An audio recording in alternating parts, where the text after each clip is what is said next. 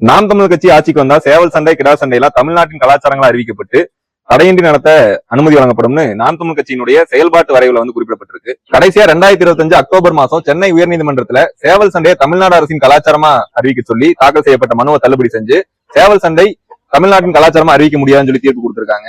இதையும் தாண்டி இந்த கலையின் மீது உள்ள பேரார்வத்தின் காரணமா தடையை மீறி நடத்தும் போது காவல்துறையினால் விரட்டி அடிக்கப்படுறதும் பேருந்து கொண்டு வளர்த்தின சேவல்களை பறிமுதல் செய்யணுமா அவமானப்படுத்தப்படுறாங்க. நம்மளுடைய பண்பாட்டுப்படி வீரியமிக்க மரபணுக்களை அடுத்த தலைமுறை கடத்துறதுக்காகத்தான் சேவல் சண்டையை கிடா சண்டையை நடத்தப்படுச்சு.